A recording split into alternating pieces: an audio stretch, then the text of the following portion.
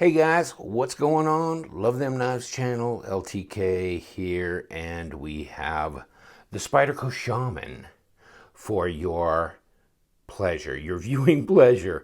I thought it would be a pleasure to have one of these. You know, and here's the deal. I mean, I've seen that people have done reviews on this knife, but I have never watched any of the reviews. But like from the title of the review here or there, it seems like they were well pleased with this knife. And I looked at the overall design, and I guess it kind of looks like the native. So, and I like the native. I don't have a native right now, but I have had one in the past. And wow, okay. So I thought, this looks like a big native actually. Um, but it's a G10 scales. And this is their DLC coated. This is their blacked out version. And I was surprised when I opened the box and I got the blacked out version. I thought I ordered the one with the silver blade, but as you can see, it says BK on the end. And I gave him that item number when I ordered it. And so he gave me exactly what I ordered. So complete brain breakdown there. Whew. CPM 30V steel, made in the United States of America, nicely contoured scales. You know, I like the look of this, and I thought this would be nice. It'd be like a handful, you know, maybe a little bit more, something that would really fill your hands, maybe a little bit more than the Para. This is about a 0.46 thickness. Now, I don't know. I don't know what this is. So I'm going to find out right now. But it just seemed to, it's a -0. You don't get any more negative than that. 13.4. So it is 0.52. So it's you know, it's a fatter, fatter handle than the Para too. So yeah, that's cool. And I got it out of the box, and other than the fact it had a DLC coated blade, and this came out a little bit later, and then of course the prices went up for Spyderco. They increased their prices, and it's like, holy moly, Batman! We're talking about $200 for this knife. Okay, it has a tip up or tip down pocket clip, or left hand tip up or tip down. So you can go all these different ways with it. That's nice.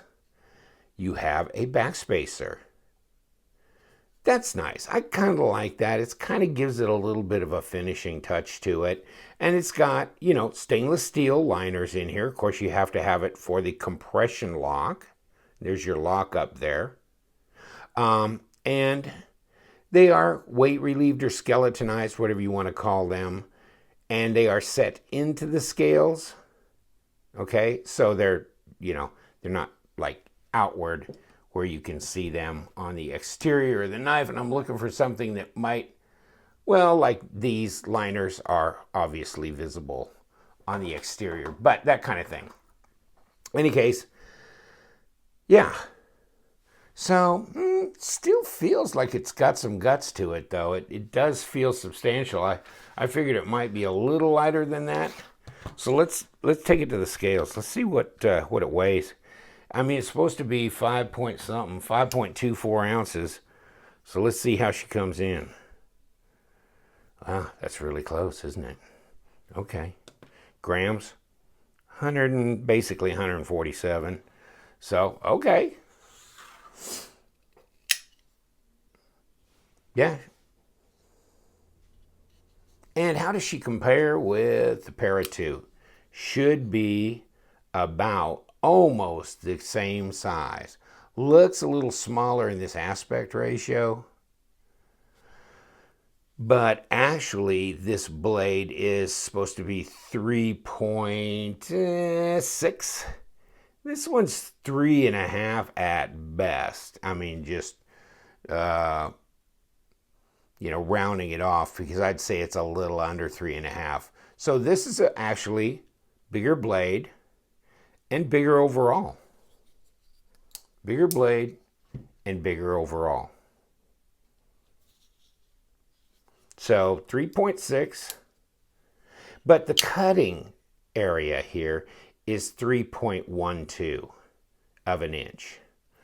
So let's compare it with the Mannix. Okay. And the Mannix is 8 inches even. So this being an overall of 8.31, it's, you know, a few tenths bigger than the Mannix. All right, and let's check out the blade stock. Let's do that. Come on, buddy, how big are you? You know, 3.6 millimeters. That's pretty heavy duty for a Spyderco. 0.143 inches. I'm thinking it is. Now, come on, let's grab this one. I would think this is about a 3 millimeter, but I might be wrong. No, it is bigger than that. Okay. So, no, it's about standard for Spyderco then. Okay, I kept thinking these were around 3.2, but they aren't. So, no, it's about par. It's about the same thickness as the Para 2. I'm sitting here going, you know, that compression lock, I really like the compression lock.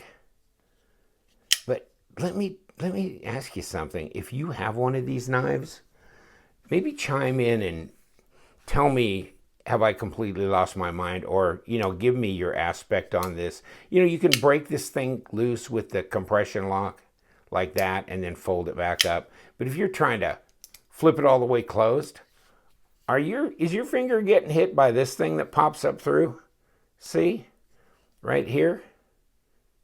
This pops right back up and hits you right in the finger. If you look at the Para 2, see where that piece of the blade is? But it doesn't break the plane here. So when I dump this down and then dump it back, it doesn't hit me. When I did this the other day when I first got it, it scared the crap out of me because I thought the blade just hit my finger and cut myself wide ass open. And I go, oh my God. I mean, it kind of shocked me because I didn't expect it to come back and hit me like that. Because that's it. There's where it comes to about, well, put my finger here, I'll feel. Right there. It goes that far close and then it hits your finger. And the rest of the way, it's knocking your finger out of the way. Because it's really coming up through there. I don't get that, you know, and I'm usually not this little OCD, you know, crybaby. But to me, I usually flip my knives shut like that, like my Axis lock, you know, Benchmade. I mean, that's just, of course, I'm not using a compression lock, so my fingers are out of the way anyhow. But that's not something you have to worry about with this. But, you know, so I'll use that lock and just flip it open and close, just like kind of like this one too, the Mannix. But that hit my finger, and now it's just kind of starting to bug me because I guess I just let it drop and then close it. But if I do that, bam, it bounced off my finger and went back out, and it was unpleasant to encounter. I'm not digging that. Of course, I got the blacked out model, which, you know, I was thinking this might be a long-term keeper, actually, with the satin blade or whatever. And I didn't really want the DLC coated, so I was going to move this along in any case. But now, I'm not sure that I'm that crazy about having this, you know, price at around $200. That little niggle that comes up here like that and hits you. And let me ask you something. I understand this. I understand this forward choil, okay? And being able to put your thumb out here and really get cutting control. Oh, let's cut some. Down. S30V. There you go. Yeah. Whoa. Yes, you need to start off the right way. But it's nice and sharp. It's S30V steel. You know, I was looking the other day, I think on White Mountain actually, and not to do a commercial for them necessarily, but I saw they had sprint run in the PM2 and the PM3, and I'm going, oh, that little PM3, and it has S90V blade and carbon fiber, and it's well under $200. What's the SRP on this crazy thing? They don't really say, but it's saying that at 194 you save $100. So this is supposed to be basically an SRP of $300.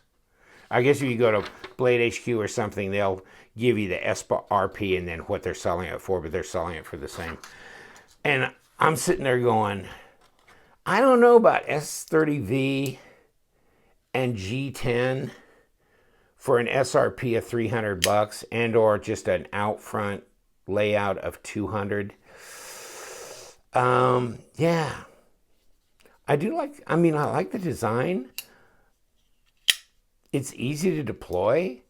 I like the flat grind drop point blade. It's really nice. The ergos on this are great. They're great. And this is not a big problem. Just pocket clip. No, that's okay. Kind of hits me right in here anyhow, kind of that little crease, so it doesn't become obnoxious. Moving forward, yeah, now it's hitting me right in on this bump. So not as good there, but not that uncomfortable. But I'm moving back, yeah. Actually, I think this is the preferred way for me. There's plenty of room on this, on the handle for any size hand. Probably even more so for larger hands even. So that's great. Not overly heavy right in there. I like the contouring on here. And this G10, I swear to God, when I got it out of the box, I was doing that and I'm going, is that carbon fiber? I mean, it didn't feel like kind of your typical, this is different. This feels different than this does. This feels very, like dry, chalky carbon fiber-ish. That's what it feels like. So I double checked the paperwork because I thought, okay, maybe I missed something. That's G10 apparently. So it's solid. I mean, it feels structurally really sound. And I like the compression lock. I mean, could we have had S110V at least if I'm going to pay $200 for this? You know, because I'm seeing some Sprint Room PM2s and stuff coming out. And you know what? I really like the PM2. Great flat grind. So much like this, right? You know, you got the go forward area. You got the thumb ramp here. Very usable blade. Even more slender for pocket carry. Compression lock. Same thing. Only all kinds of things like M4, S90V, S110, which is this. And, you know, other types, M390 on some of these sprint runs. And they're less money than this. So, I don't know. You know, I'm not here to necessarily bitch and moan about it, but as far as me personally wanting to stretch to put this in my permanent collection, no, I don't think so. This thing bugs me. This thing popping back up through here and hitting my finger, just strange because the way I bring it back a lot of times will be like this, and it's hitting my finger. I don't know, just really strange because I do that. Weird. So, yeah, I mean, the good thing is right and left hand users are good for tip up or tip down. Very nice contouring. The fit and finish is good on the knife. Blade's nice and sharp. It's very useful grind on this blade. It's nice that they included a backspacer. See that?